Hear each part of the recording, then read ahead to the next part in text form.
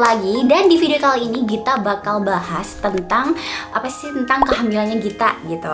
Tapi sebelum kita bahas lebih lanjut dan sebelum kita ceritain lebih lanjut, jangan lupa buat kalian yang belum nge-like video ini, di-like dulu. Yang belum di-subscribe, subscribe sekarang juga, plus nyalain notifikasinya. Jadi Gita tuh lagi happy banget karena kenapa? Karena pada saat ini Gita sudah memasuki trimester kedua. Yeay! Gita senang banget. Kenapa Gita senang banget? Karena ya kalian tahu kan, di trimester pertama tuh adalah trimester yang benar-benar rawan banget bagi ibu hamil. Dimana kalau ibu hamilnya nggak kuat atau ibu hamilnya rentan, itu bakal terjadi hal-hal yang enggak diinginkan gitu. Gimana sih? Pokoknya gitulah ya, pokoknya bakal terjadi hal-hal yang tidak diinginkan gitu. Kita nggak mau menyebutkan gitu ya. Dan sekarang alhamdulillah banget, kita bersyukur kita sudah memasuki trimester kedua. Tepatnya sekarang kita lagi berjalan kehamilan bulan kelima, lagi on the way nih. Jadi lagi ya proses gitu ya. Kita minta doanya buat kalian, semoga kehamilan kita lancar sampai nanti babynya lahir, sampai nanti babynya gede gitu ya. Mohon doanya gitu. Jadi di sini kita mau sharing ke kalian apa yang kita rasakan dari perpindahan trimester pertama ke trimester kedua.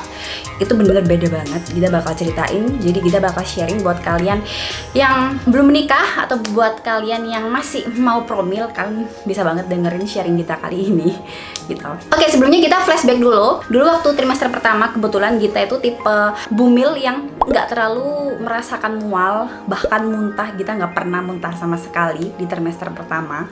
Jadi dulu di trimester pertama itu Gita merasakan mual, pusing itu ada di sekitar week ke-6 sampai kalau nggak salah week ke-9, nggak sampai week ke-9 lebih.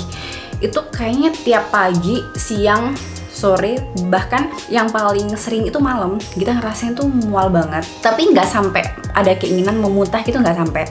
Makanan masih bisa masuk meskipun itu super enak banget. Dan pusing kepala itu wah, pusing banget gitu ya, kayak muter-muter gitu rasanya. Sempat Gita, ya ampun ini bertahan berapa minggu ya, masa iya sampai nanti trimester pertama habis gitu kan. Kita sempat mikir kayak gitu. Tapi ya udahlah, kita bersyukur aja meskipun tiap hari mual, pusing, kita bakal tetap jaga si baby gitu.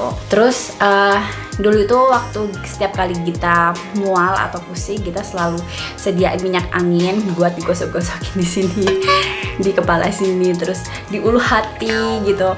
Terus habis itu kadang kita cocolin di hidung sini biar kayak hirup bau minyak anginnya gitu. Terus kadang kita juga minum jus-jus yang asem biar ngurangin rasa mualnya, apalagi waktu di mobil di perjalanan gitu kan.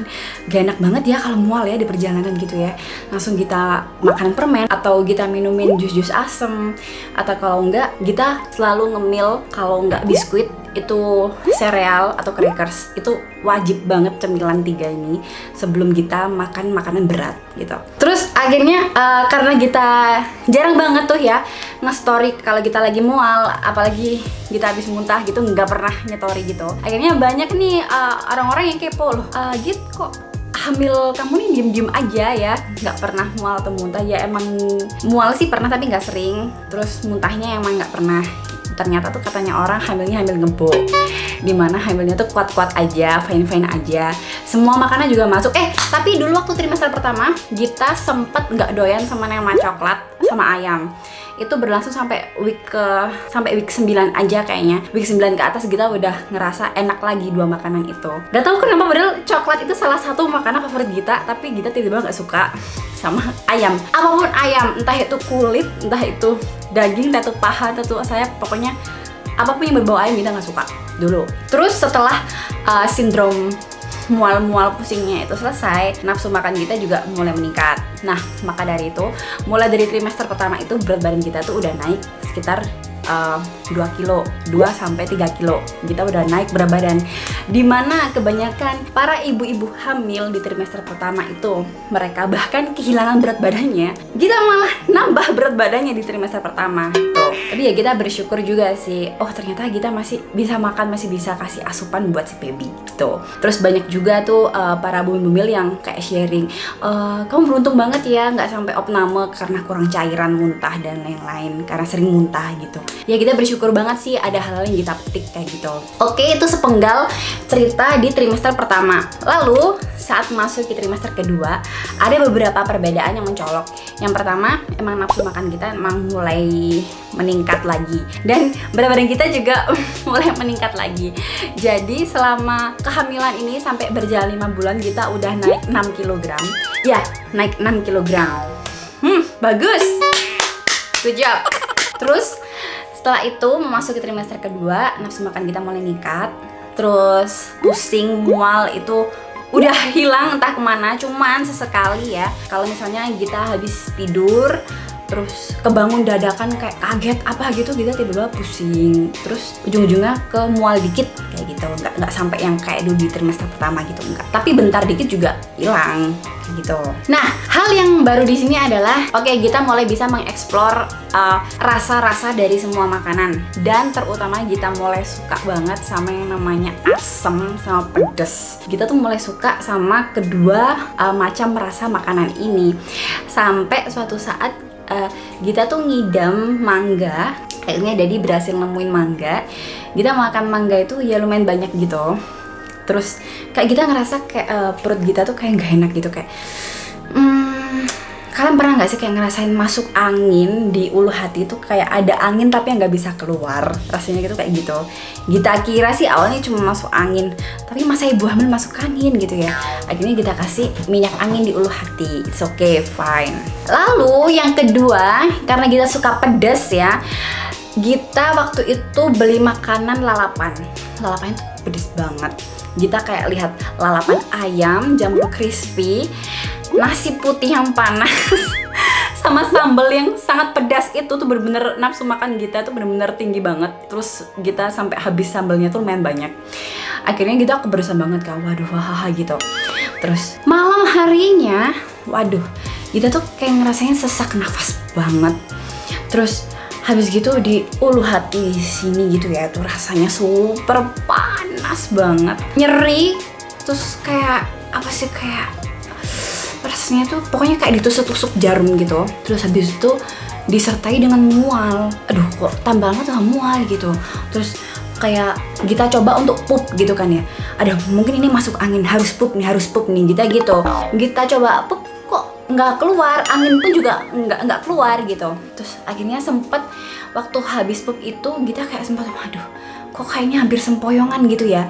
Akhirnya kita ke kamar tidur, kita bilang ke Daddy, kok sakit ya ini ulu hatiku, dikasih apa gitu. Akhirnya pertama kita kasih minyak angin, nggak mempan, sumpah nggak mempan, serius nggak mempan. Habis gitu kita coba browsing, ulu hati sakit pada dulu kasih apa. Akhirnya ada satu artikel yang menunjukkan disuruh dikompres air hangat.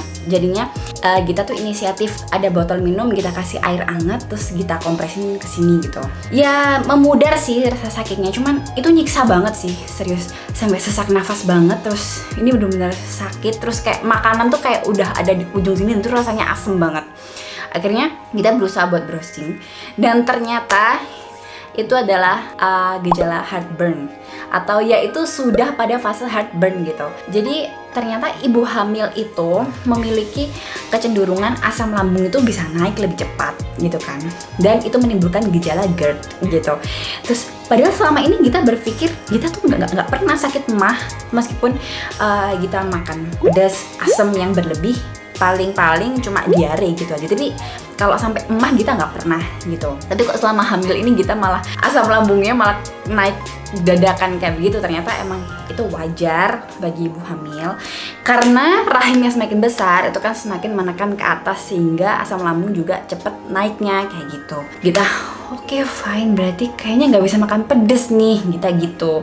Akhirnya pada malam itu, setelah rasa sakit di ulu hati itu berhasil hilang karena apa tadi itu botol yang segini itu, akhirnya kita super duper lemes banget, kayak tenaga tuh kayak habis, bener-bener habis, kayak karena nahan sakit gitu kan. Terus akhirnya ya udah, kita udah berjanji pada diri sendiri, aku nggak mau lagi makan pedas atau asem gitu. Tapi namanya lidah ya, apalagi kita masih suka tuh lihat-lihat mangga, kedondong, kecut-kecut gitu kan. Akhirnya suatu saat ada tuh mangga, kebetulan mangga ini mangga yang Gita ngidam kemarin tapi belum dapet. Jadi kemarin tuh waktu ngidam mangga, Gita kan ngidam mangga podang. Kalau kalian tahu mangga podang itu mangganya tuh benernya mangganya tuh warnanya kuning, cuma rasanya tuh asem banget. Nah, Dedi kebetulan nyarinya mangga biasa tapi yang mentah gitu. Tapi ya udahlah, yang penting ada mangga. Kebetulan kemarin itu ada mangga podang. Akhirnya kita habis satu tuh mangga dan kumat lagi. Sini pokoknya sama yang kayak kemarin, cuma nggak terlalu berlebihan. Ini lebih di bawahnya gitu lah tarafnya. Akhirnya ya ampun, ini beneran kita nggak bisa makan asam sama apa pedes nih atau gimana gitu ya. Akhirnya langsung besok paginya kita mau gak mau harus ke klinik dong, harus ke klinik, ke rumah sakit sekalian USG, sekalian tanya ke dokter kandungannya ini kenapa gitu. Akhirnya dokter kandungannya bilang, oh ya kamu harus diet makanan pedas sama asam. Ya boleh dikit tapi jangan terlalu banyak, soalnya kamu nih kayaknya cepet asam lambung naik ini selama hamil gitu. Oke, mulai dari situ ya udahlah, nggak apa-apa lah, daripada ntar sakit lagi, nyiksa lagi gitu kan. Terus juga kasihan babynya juga gitu. Akhirnya ya udah kita dikasih obat, kasih obat asam lambung, kasih obat nyeri kayak gitu. Akhirnya udah sampai sekarang nggak pernah lagi gitu. Jadi ya itu sih di trimester keduanya yang kita rasain asam lambung itu mulai naik. Wah gila sih ini. Jadi kita jadi percaya kalau omongan orang hamil jangan makan pedes, ya itu kita percaya gitu. Kita awalnya tuh ngira hamil jangan makanan pedes itu bagi orang-orang yang emang punya mah gitu kan. Tapi kan kita nggak pernah punya mah gitu. Akhirnya kita mikirnya ya udah it's okay gitu. Ternyata ya itu udah kayak gitu kejadian gitu. Dan kita juga nggak sabar untuk menanti trimester kedua ini berakhir, lalu pindah ke trimester ketiga, lalu lahiran. Buat kalian yang punya cerita hamil tentang trimester 1, 2, 3, kalian bisa komentar di bawah. Dan apa ya, kita juga lagi sensitif banget buat bacain komentar-komentar atau sharing cerita tentang kalian yang mohon maaf yang menyedihkan tentang kehamilan kalian. Karena ya, jujur kita nggak mau baca masalah-masalah kayak gitu sejak dulu awal kehamilan. Kita takutnya kayak kebawa pikiran gitu loh. Jadi ya kalau komentar mungkin komentar yang happy aja gitu, yang cerita kalian yang happy aja gitu ya kan, biar kita semua juga bisa bacanya tuh ikutan happy, bukan ikutan takut gitu. Oke? Jangan lupa buat kalian yang belum nge-like video ini, di-like dulu. Yang belum subscribe juga subscribe sekarang, plus nyalain notifikasinya. Terima kasih buat kalian yang udah nonton video kita kali ini. Kita bakal update lagi tentang seputar kehamilan kita di next videonya. So, bye!